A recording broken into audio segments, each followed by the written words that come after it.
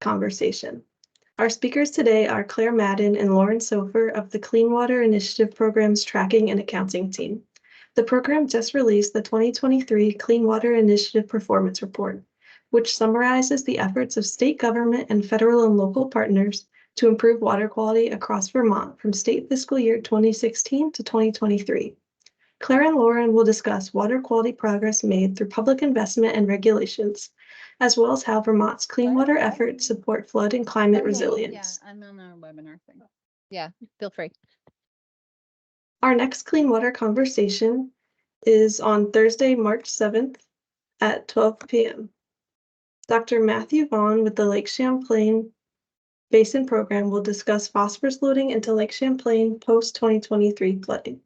The link to register can be found on the Clean Water Initiative Program website and will be added to the chat at the end of today's presentation.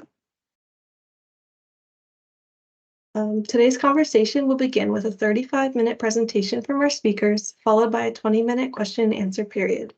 You can write your questions in the chat and I will read them aloud during the Q&A, or you can raise your hand during the Q&A to verbally ask your question.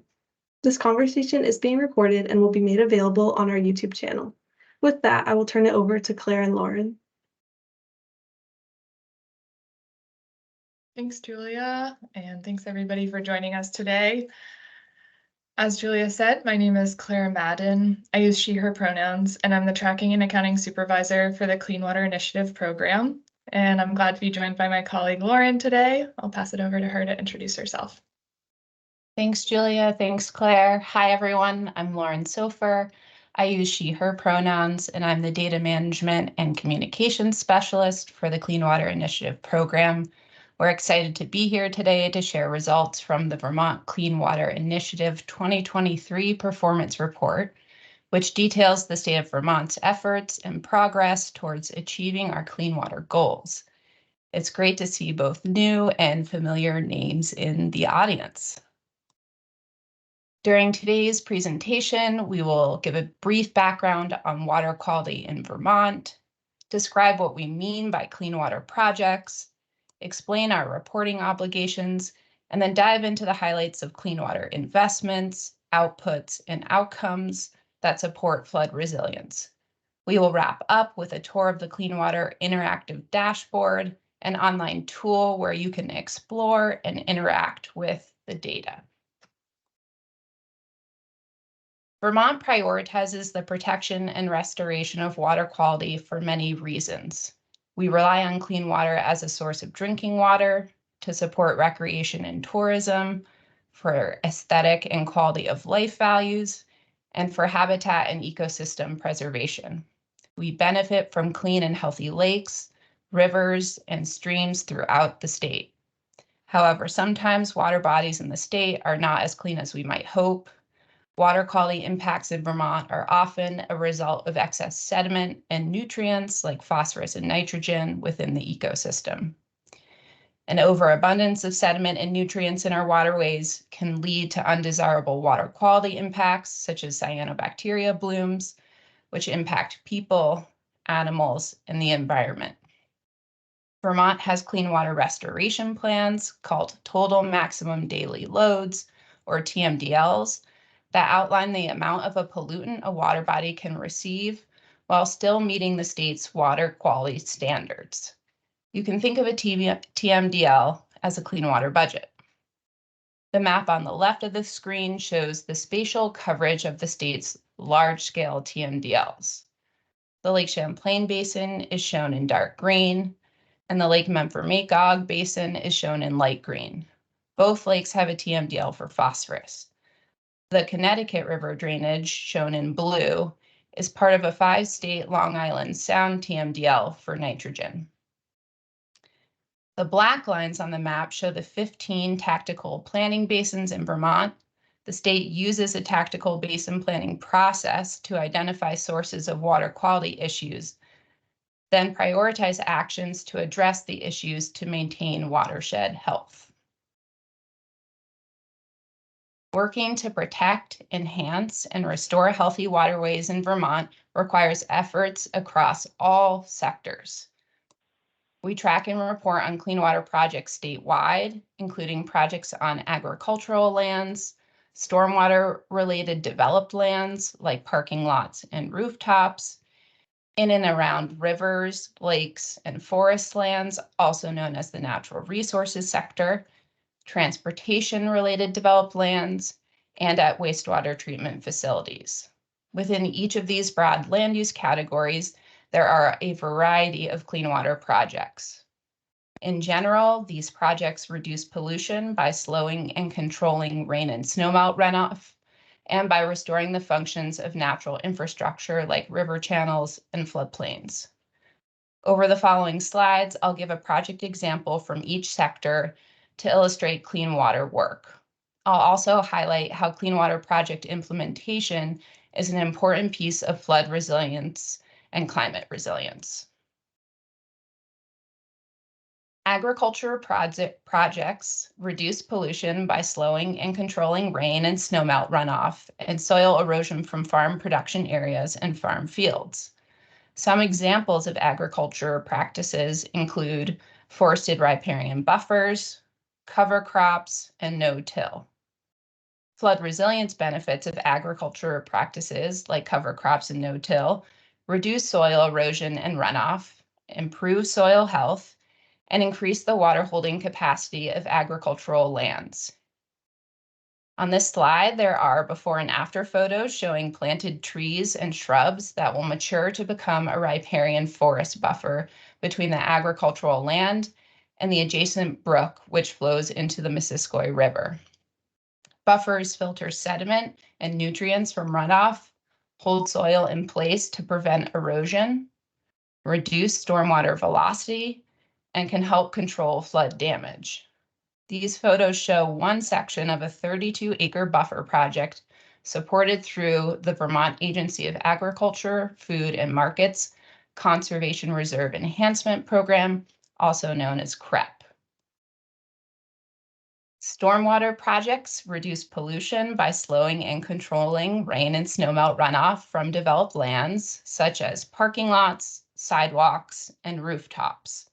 Some examples of stormwater practices include bioretention, rain gardens, gravel wetlands, and porous pavement. Flood resilience benefits of stormwater projects include lowering the volume and speed of runoff from the land, which reduces flash flooding during heavy rainfall events. Here are before and after images of a bioretention project on Prospect Street in Hyde Park, which is in Lamoille County and within the Lamoille Tactical Basin Planning Region.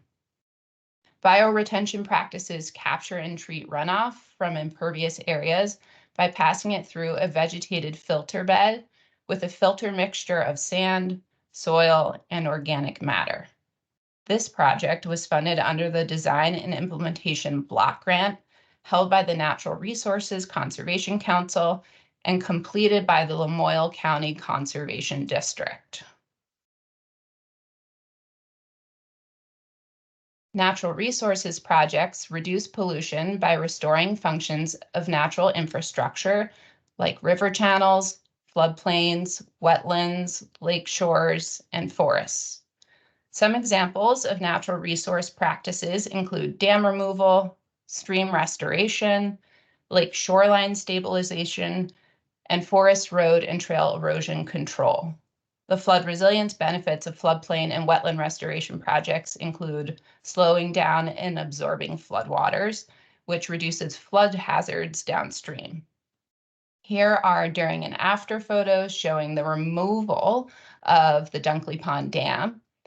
Removal of this 75-foot-long concrete dam reconnected 13 stream miles of the Tenney Brook, a tributary to East Creek in Rutland City, which is in Rutland County and within the Otter Creek Tactical Basin Planning Region.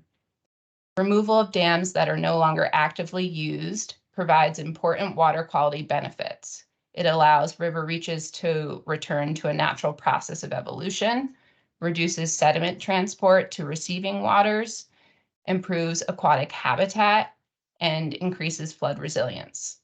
The removal of this dam was funded by the Department of Environmental Conservation in partnership with the Vermont Natural Resources Council.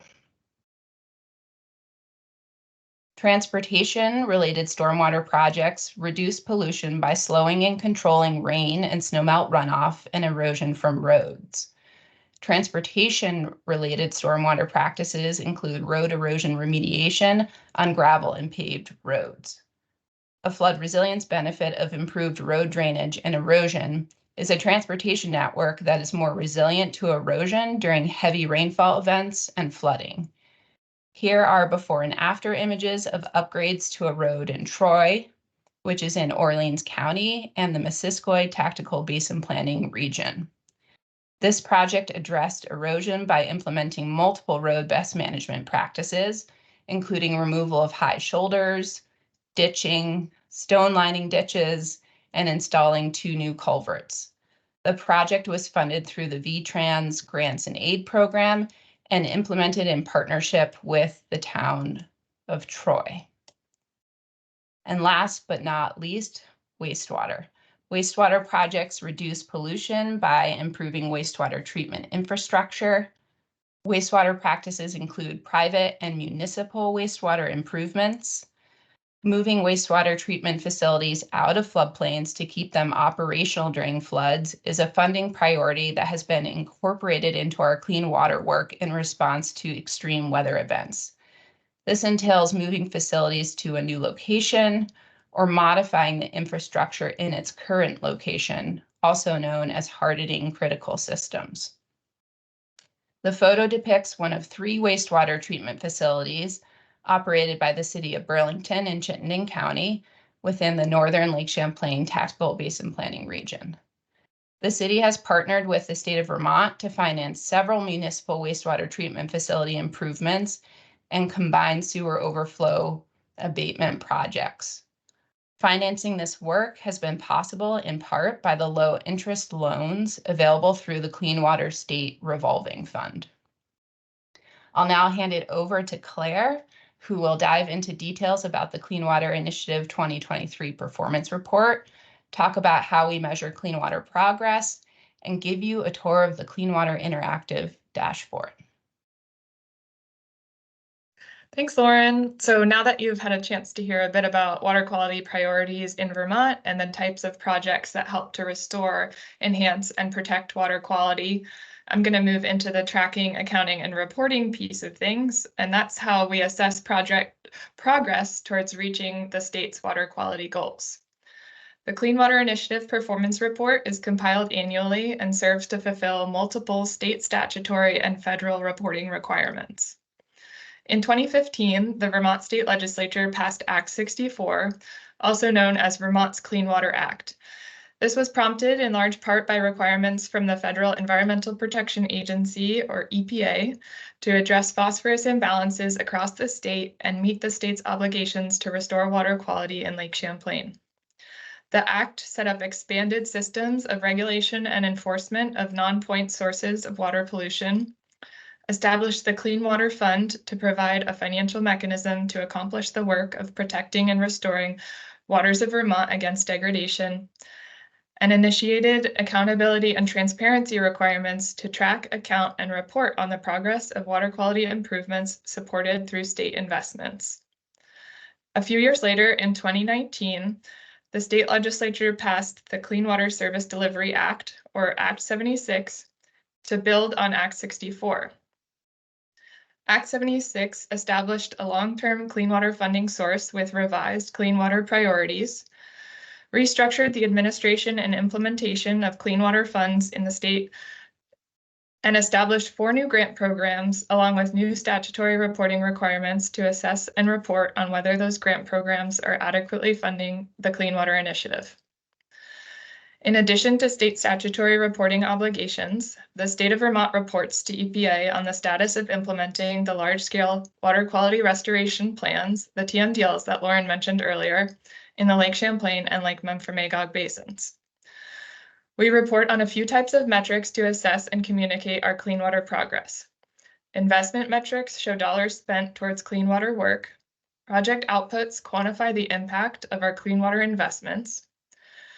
Education metrics show events that support our partners and the public in understanding opportunities and implementing clean water work.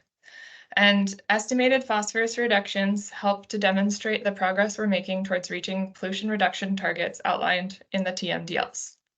Next slide, please.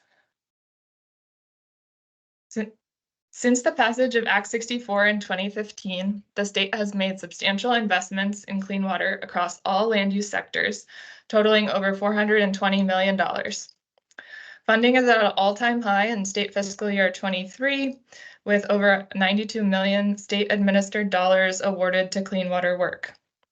The variation in funding levels between sectors and in state fiscal years is reflective of several factors, including project readiness, the timing of funding awards, and the availability of funding sources. In State Fiscal Year 21, economic impacts associated with the COVID-19 pandemic affected Clean Water Fund revenue sources and the capacity to administer and implement projects, which led to a slight reduction in appropriation and a temporary slowdown in funding programs. Funding levels have recovered in State Fiscal Year 22 and 23, supported in part by a short-term influx of federal dollars through the American Rescue Plan Act. The cross-sector category shown in the graph on the screen represents funding awarded to funding program administrators who are tasked with administering a grant program and issuing subgrants to support clean water projects across a range of land use sectors.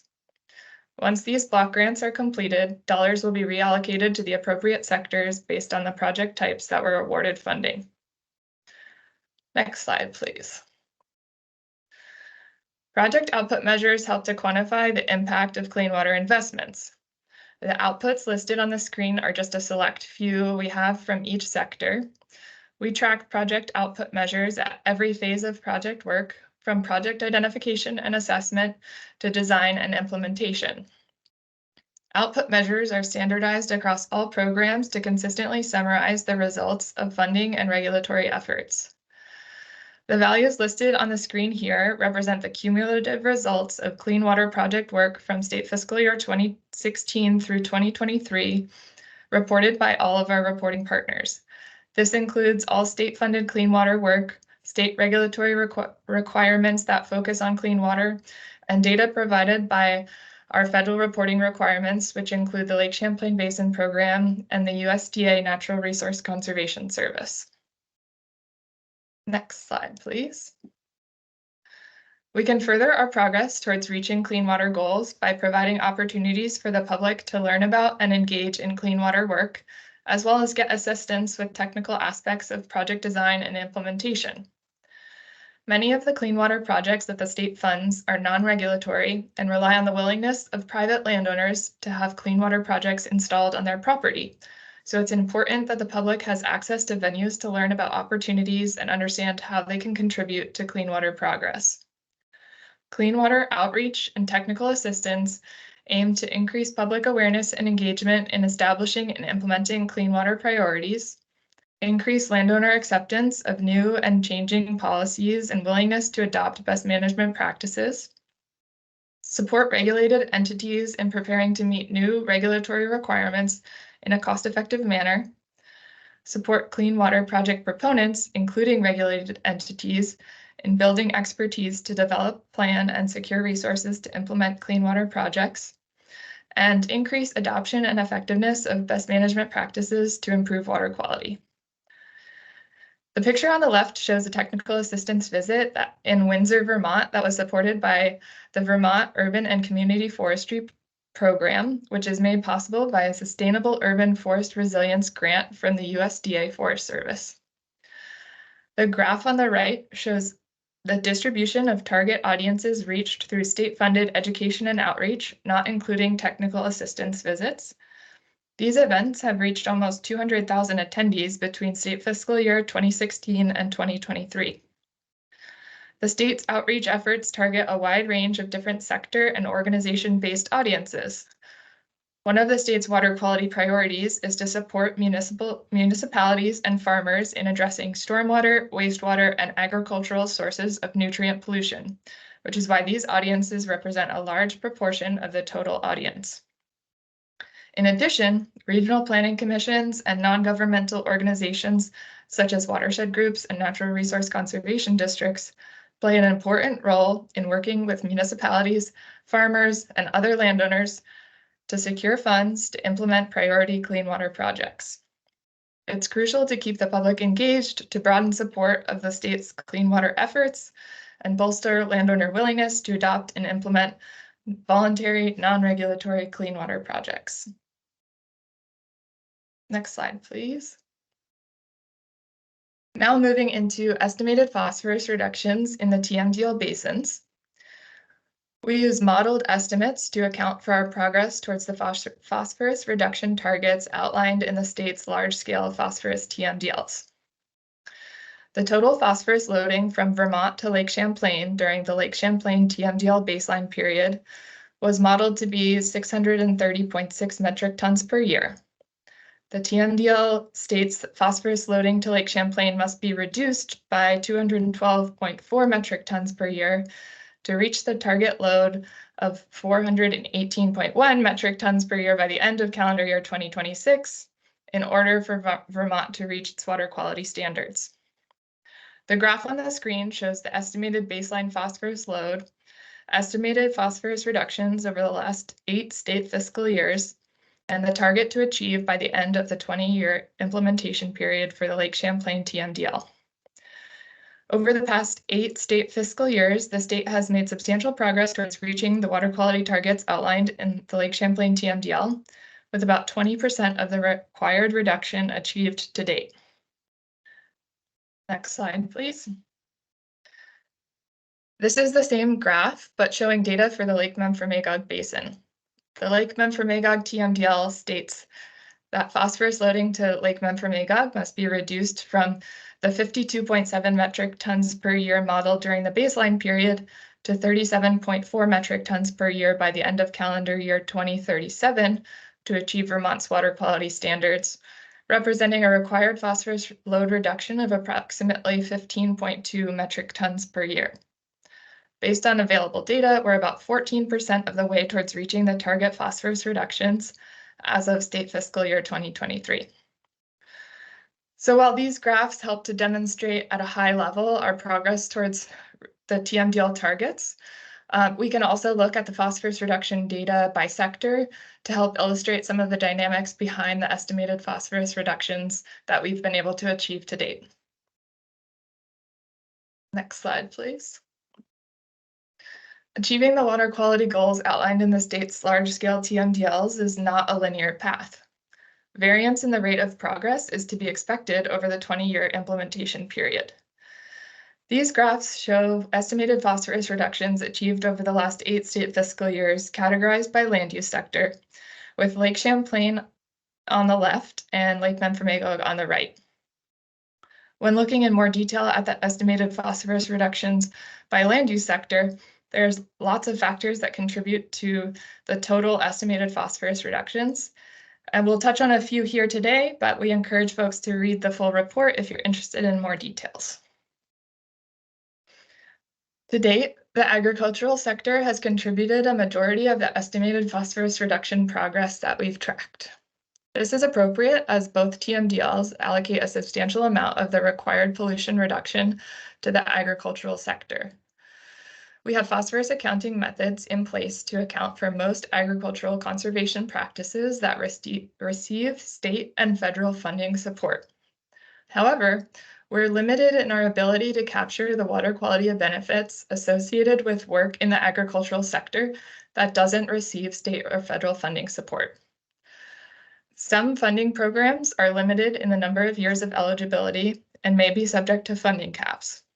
In addition, many agricultural practices, like cover crops, manure injection, no-till or reduced till, are annual practices, meaning they need to be implemented every year to continue having a phosphorus reduction benefit. Farm business decisions, feasibility of implementation, weather, funding caps, and program funding cycles can all influence the year-to-year decision-making around implementing these practices. Next slide, please. In the natural resource sector, we've added accounting methods to capture the water quality benefits associated with the state's use value appraisal program, also known as current use. Forest land parcels that are actively enrolled in the use value appraisal program and have been inspected for program compliance meet Vermont's acceptable management practices, which are a set of forest land management criteria designed to maintain and protect water quality. Newly established phosphorus accounting methods for other practices in the natural resource sector, particularly stream and floodplain restoration practices, are in the process of being implemented and will be reflected in future years of reporting.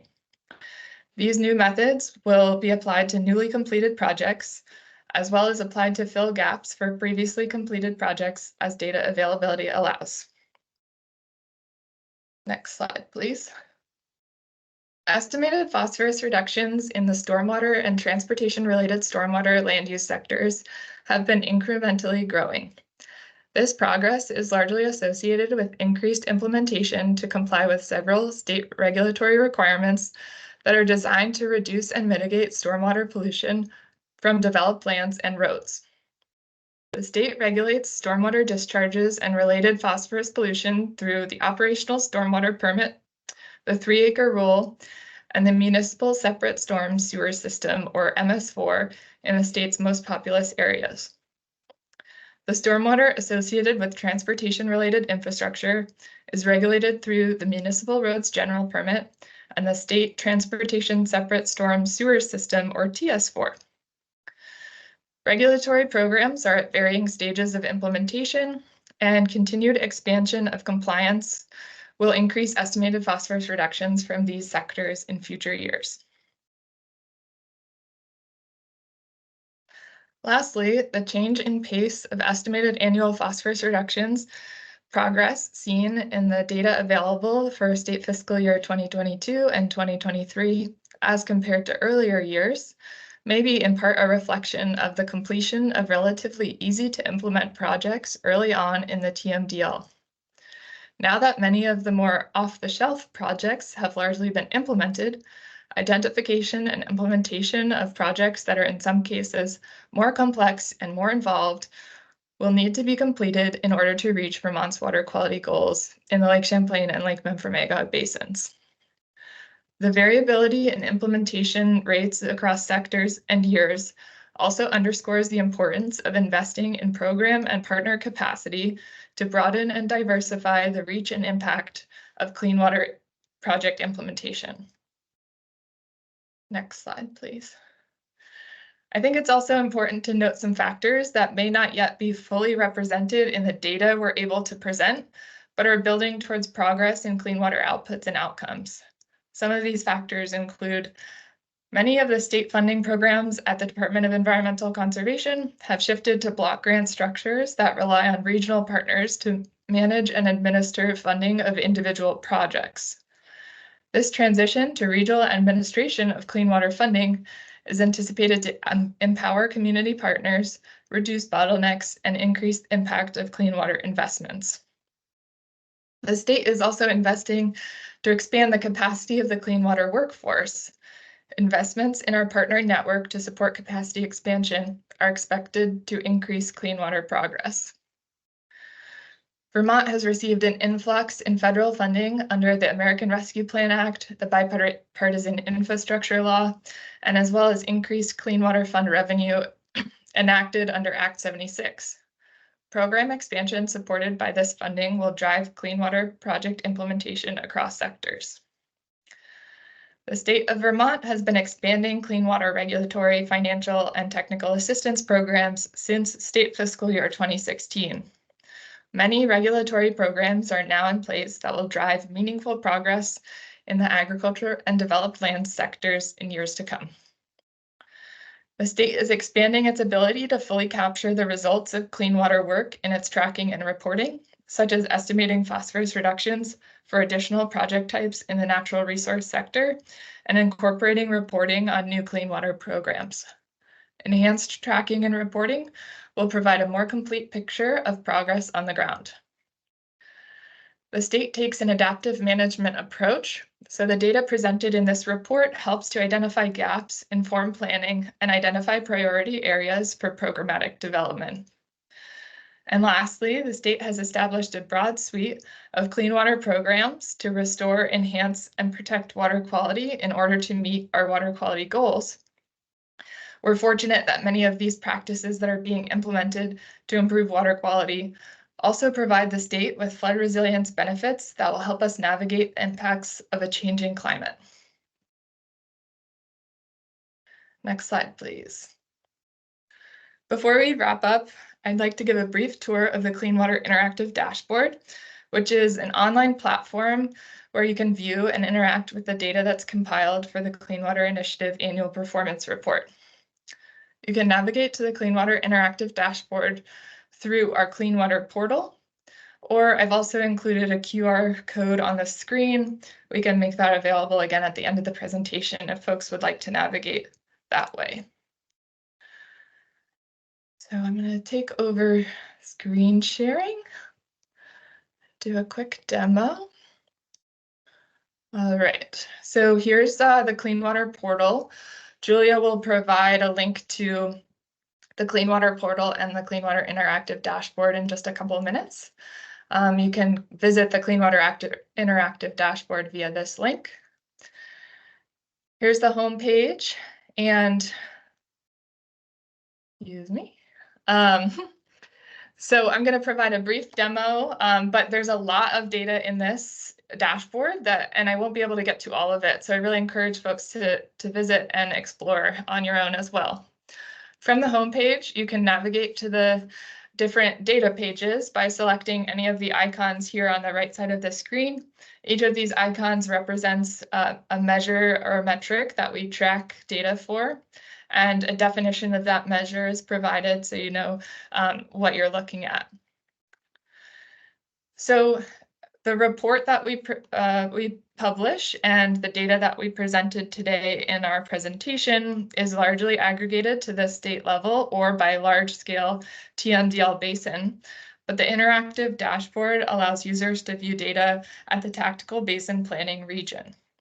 We realize that might not be a familiar spatial definition for some of you. So this map here, if you click on the map here, you can learn about how tactical basin planning regions intersect with other spatial boundaries that might be more familiar, like town or county. So for example, if you wanted to know what tactical basin planning region the town of Montpelier is located in, you can navigate there and click on the map. It will highlight the county that Montpelier is in, and it's located within the Winooski Tactical Basin Planning region. Similarly, if you were interested to see the spatial coverage of, say, the Otter Creek Basin, you could click here to see all of the counties that the Otter Creek Basin intersects with, and all of the towns that are located at least partly within the Otter Creek Basin. So we're going to explore the data kind of focused in on the Winooski Basin here. You can navigate through the report pages by clicking on these tabs at the bottom of the screen. And at any time, you can return to the home page by clicking here in the bottom left. If we take a look at investments, here's the page on investments. This graph is the one that I showed in the report showing statewide investments in clean water through state funding programs. And if I click on the Winooski Basin on this map, now the highlighted segments of the graph show the amount of state funding that went towards projects in the Winooski Basin. You can also expand any of the figures by entering what's called focus mode. The option is right here in the top right of each figure. And this is especially helpful for some of these figures that have a lot of data labels associated with them. You can also hover your cursor over any of the graphics to view a bit more information about what you're seeing.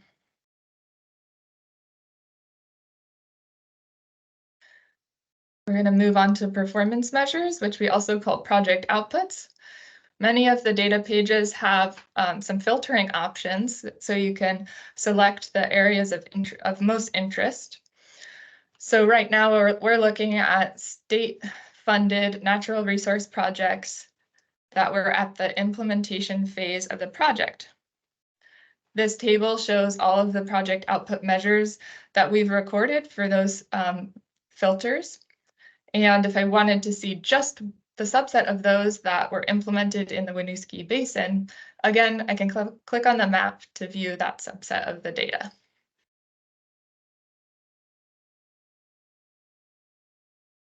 And now if we move on to phosphorus reduction data, you can view the phosphorus reduction data that we have at a bit finer level of spatial detail. We have this available for the Lake Champlain and Lake Memphremagog basins where there's phosphorus TMDLs. So if I wanted to look at a little bit more detail of this graph, maybe I'm just interested in the phosphorus reductions that were attributed to implementation of regulatory requirements in the state. You can select that piece of the data set and view the outputs here. In addition, you can view a tabular form of the data by right-clicking on a figure and selecting Show as Table, which is a handy way to see the numbers behind the graph. You can also filter by any of the legend entries on the graph. So if you wanted to see just agriculture, you could filter that way, or just stormwater. The map here shows the cumulative pollution reductions recorded over the reporting period from State Fiscal Year 2016 to 2023, with darker colors meaning larger numbers. So this is meant to display sort of a relative relation of phosphorus reductions in each basin. On each of the data pages, you can also click in the bottom right here. This more information option will provide some context and information that will help to explain the data shown on the page. And lastly, there's a couple other pages for you all to explore. We've also created a Power BI help page, which provides some tips on how to navigate through the report, and really encourage the users to just click around. I don't think there's a wrong way to use this dashboard, so it's meant to be interactive, and we really encourage you to explore what's interesting to you. All right, so now we'll return to the presentation for just a minute to say thank you to our partners, and then we'll move into questions.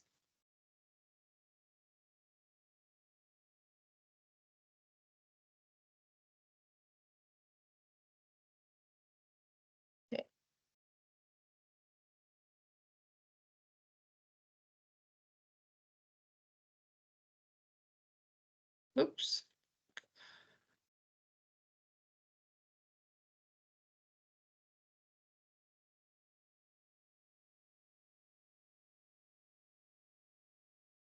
Okay, there's the last slide. So preparation of this report would not be possible without the help of our many reporting partners. And we'd like to thank everyone involved in the data collection and reporting process. We'd also like to give a special thanks to the Agency of Digital Services for their support in database development and data management. Lauren and my contact information is on the screen. Feel free to reach out to us with feedback or questions. And now we can move into some questions from the audience.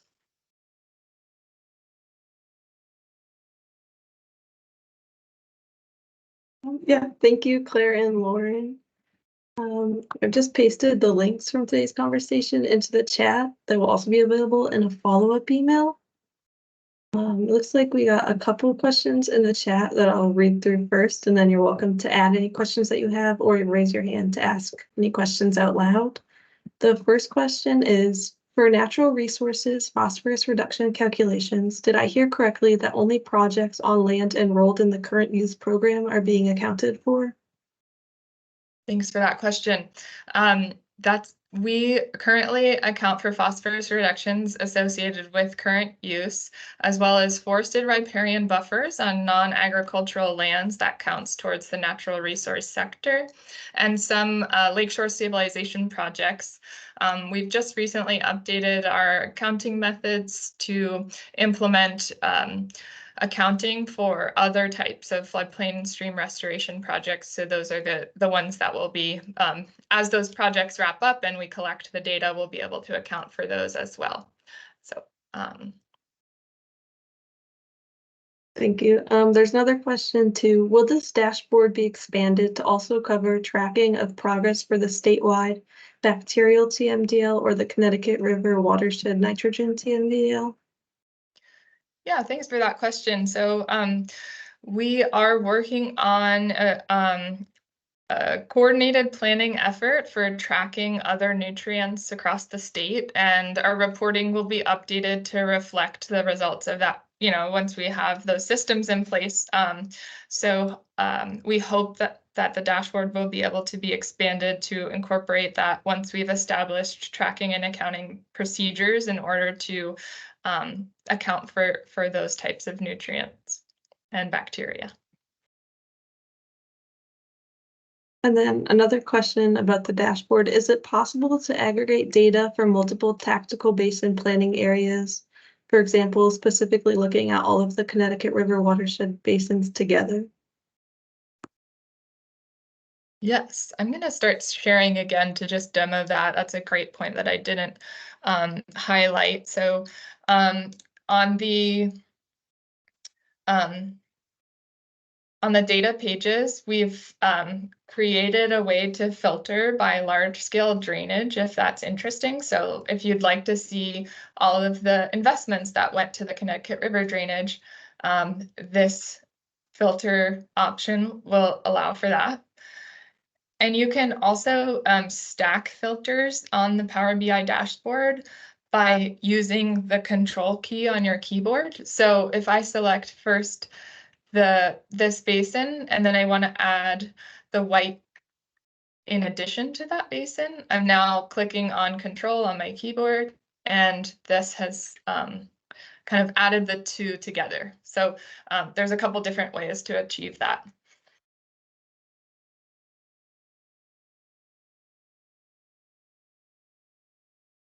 Another question was, are you tracking the number of farms that are participating in the AAFM programs? Yeah, great question. We collect a lot of data on agricultural practice implementation from the Agency of Agriculture, Food and Markets. They probably have a sense of the number of farms that participate in their programs. I personally do not. Some of the data is a bit anonymized by the time it gets to us, but the Agency of Ag does a lot of really great tracking on program and project implementation, and they should have that data. And then another question, how are events like the July and December floods contribution to the TMDL factor into this data? That's a great question. So we use modeled estimates of phosphorus reduction for the preparation of this data set. Other programs at DEC are capturing water quality monitoring data. And the next, I'll put in a plug for the next Clean Water Conversation where Dr. Matt Vaughn from the Lake Champlain Basin Program will be presenting on some early findings around water quality monitoring data and the impacts of the flooding events that Vermont has experienced over the last year or so in relation to a really long time scale of water quality data. So that would be a great one to attend if you're interested. And the link to register for the March conversation is in the block of links that Julia provided up in the chat. It's the third one down, so invite you to register and join.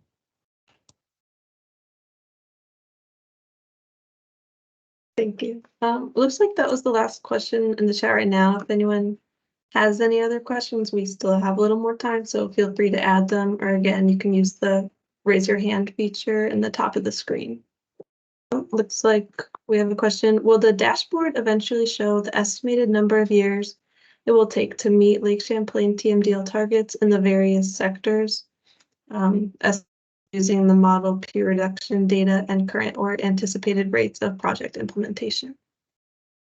Thanks, Dean. That's a great question and a really neat idea. Every year we try and improve on last year's dashboard. So I would definitely be interested in looking into how we might be able to present that type of information in the dashboard for next year. And yeah, I'm going to take note of that for an idea for improvement. Thank you. And then this question, which I think I can answer, are you doing any of these clean water presentations in the evening or on the weekends? The Clean Water Conversation series will be mainly from 12 to noon on weekdays each month.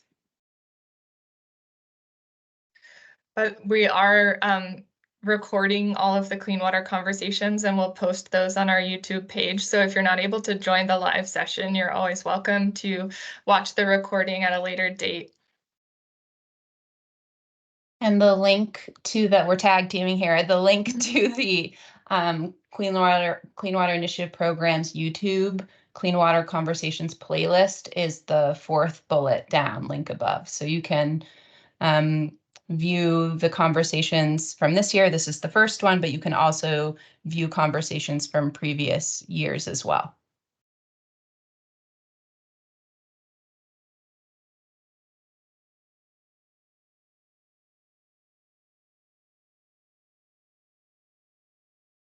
I'll give folks a few more minutes if they have any more questions that they want to ask or speak aloud, and then we can wrap up.